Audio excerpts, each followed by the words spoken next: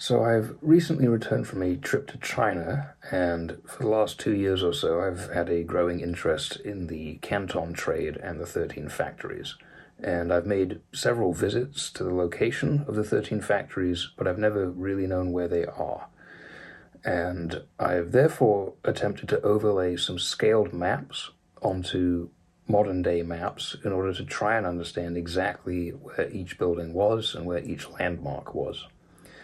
And I'll show you, my attempt to do that. I've used as landmarks the Renmin Viaduct, basically this creek that marked the eastern border of the 13 factories, and then 13 Hong Street, which still exists today. And I think it's a fairly accurate overlay. But anyway, as there's very little on YouTube really exploring the 13 factories, I'm going to make an attempt to show you where they once stood and where you might find them today. What you are looking at here is the Respondent's Walk. And what I'm floating on top of would have stretched, depending on the year, out into the distance here is the American Garden. Right here, zooming in, would have been about the entrance to the Old English Hall. Right now, if you stand at the entrance to the men's toilet, you will be standing about as close as you can get to the Old English Hall. This area is currently under construction. The American Hall would be pretty much here.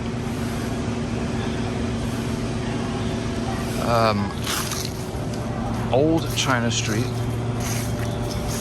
runs essentially through this patch of grass. New China Street, quite a bit further down, and I'll take videos at those locations. If I have my bearings straight, this is Old China Street. This is it. Where this street meets the restaurant, we essentially have the northwest corner of the American Garden. If you are standing in front of the entrance to the men's room,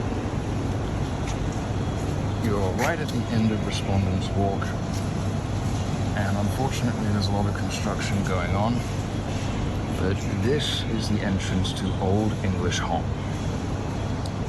So I am standing at the approximate location of the American flagpole, the American factory, starting hereabouts. I'd be very close to the steps that run up to it. And this is where they attempted to execute a former owner of a opium den named Ho Lan Kin. This resulted in an enormous riot. The foreigners all came out of their factories, they tore down the execution tent, and eventually Ho Lan Kin was executed elsewhere. But this is the approximate location where that event took place. So I'm doing a video of the actual inscriptions that have been put here, claiming where the factories once stood. I don't know if they're denoting the boundaries or if they're in the middle, because according to my research, the outside wall of the Danish factory should actually be a bit further out that way.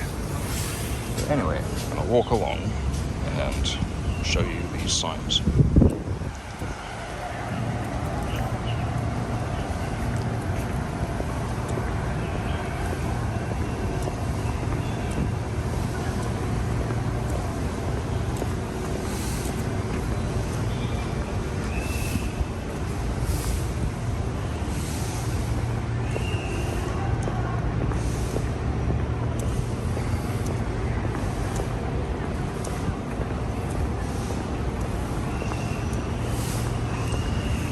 Sadly, there are no signs where this auditorium is.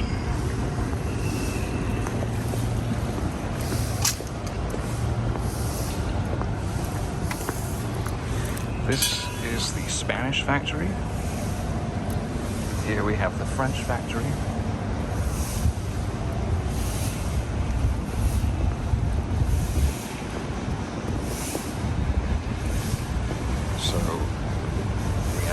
toward French factories, so these are definitely outer and inner walls. Hong Merchant, I believe, Minghua's factory.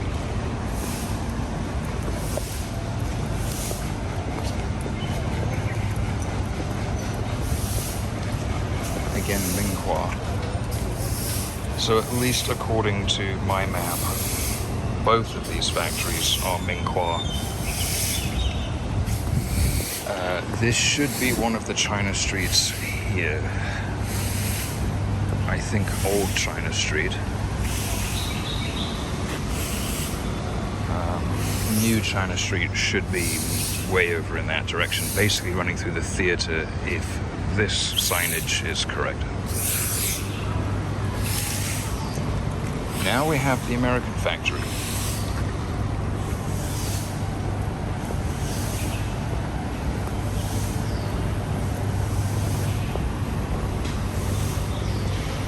American factory, Baoshan factory.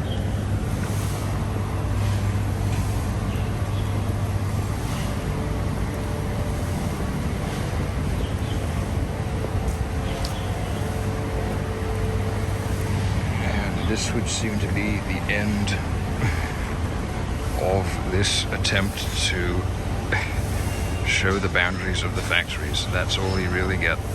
Where I'm standing now, if you can hear me, this gap between these two buildings lines up exactly with the Old English Hall. So where these people are walking, you can see through this grate, this is the Old English Hong. And that street there is 13 Hong Street to this day. So that's one of the landmarks that helps me know for certain where I am. So where I am standing now should be in the New English factory.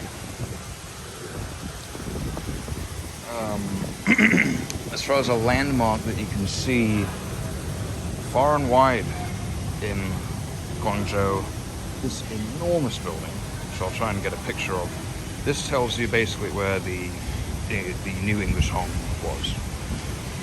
So George Chinnery once set up his easel in one of the hallways here on the ground floor and drew an iconic sketch, which I will overlay.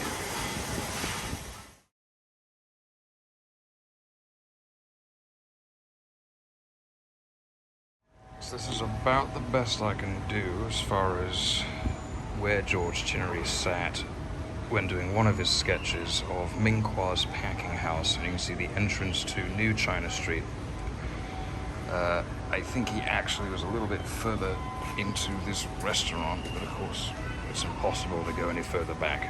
So this is pretty close to where he would have been sitting.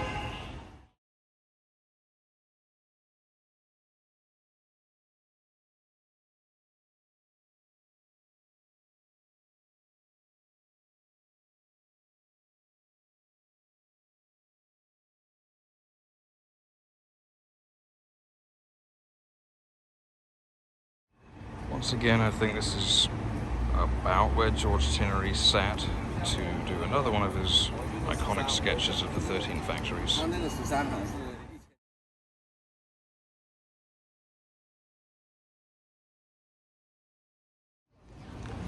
This again is about the best I can do for where George Chinnery sat, or probably somewhat in front of him because I'm stuck against the 13 Factories Museum, when he did a sketch of Minghua's factory again.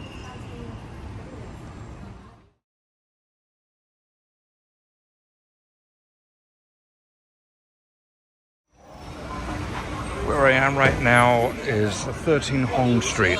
Still has that name today. It's in the exact same place.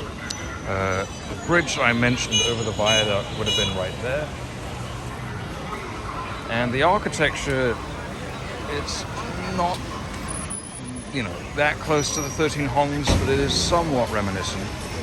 And if you venture into these side streets, you will be amazed how little has changed. If you read accounts of the imprisonment of the foreign community, whether that's journals, letters, Chinese repository, etc., you'll keep seeing references to the Consu House when they were trying to figure out how to get their hands on Lancelot Dent. This is the Consu House, or rather, this is the location of the Consu House. So I mentioned an enormous building that basically sits at the back of the new English factory. It is called New China Plaza. If you look through the window there, they're calling it New China Building, so clearly a bit of a play on New English Factory. It does reference the 13 factories often when you go inside, so that's, at least that's nice to see. What we are looking at here is the former English garden going right up to the shore. This is all reclaimed land. You can see the Pearl River. It's much, much less wide than it was in the 1830s. There would have been a point, it would have been somewhat jagged, and it would have formed a point called Jackar's Point. I think it's about there-ish. But anyway, the shoreline in front of the New English Factory and the English Garden would have been about here. Which means Charles Elliot, coming up on his little boat, would have come up to dock here or here, somewhere around here, and he would have marched in to 13 factories, to 3 enormous cheers from the foreign community, and gave his big speech.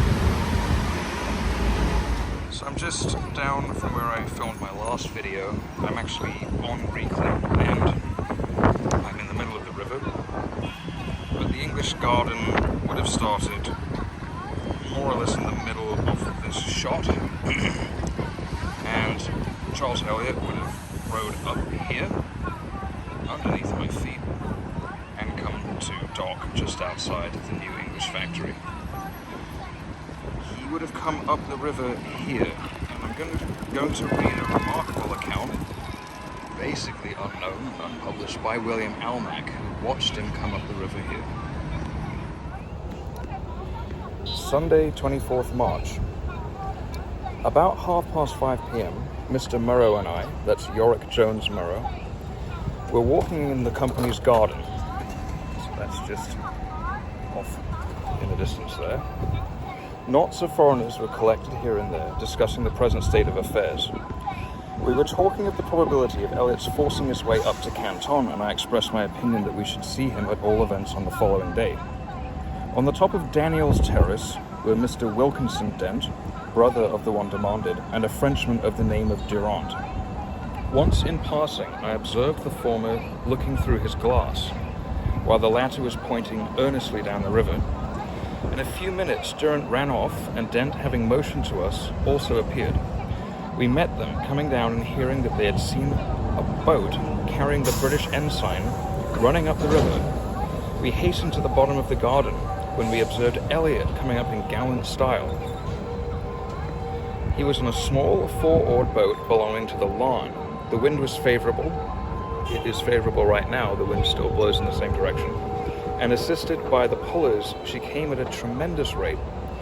At any time it is considered hazardous to bring a sailing boat amongst the thousands of Chinese boats, but now, when the extra boats were assembled to stop the passage, the task was most daring and beautifully accomplished. Some of the Mandarin boats, many of which carry near 100 men, attempted to capture him. One tried to overtake him, but was not able. Another, meeting him, attempted to run his boat down. He, seeing her coming at great speed down on his weather bow, let his boat fall off a few points, then suddenly letting her up, passed astern of the Mandarin boat, which had too much way upon her to have another chance of reaching him. Another boat he treated in the same way. The sailors behaved well, but the little boat was near filling once or twice. Elliot was in full uniform as he expected to be fired upon. We received him with cheers. He immediately ordered the British flag to be hoisted, but as that could not at the moment be found, the little boat's ensign was hoisted. Being informed of Dent's situation, he immediately repaired to his house and, accompanied by a number of foreigners, returned with him to the company's hall to be under his protection. The Chinese, believing Elliot to have a force with him and that they were in danger of losing their prisoner, were in a dreadful way. Their noises and grimaces were beautiful to behold, but they dared not touch Elliot. Within 10 minutes of Elliot's landing, nearly every foreigner in Canton was in the company's hall. Hauka and Mauka also. When Elliot, after addressing the assembly in a few words to the point, read his proclamation, which had been written at Macau the day before, it was received with 3 such cheers as must have astonished the Chinese outside. Elliot's conduct altogether appeared to give universal satisfaction. For my part, I never looked upon a public character with half the pleasure I did on him at that time. Not the least sign of nervousness, much less of fear, was to be observed in him, although he must have been greatly harassed. In fact, he appeared just in his element. In May of 1841, William Almack went back to this entry. So this is right before the Second Battle of Canton. And he wrote, "How much my opinion of that man has changed, although I have still no doubt of his personal courage.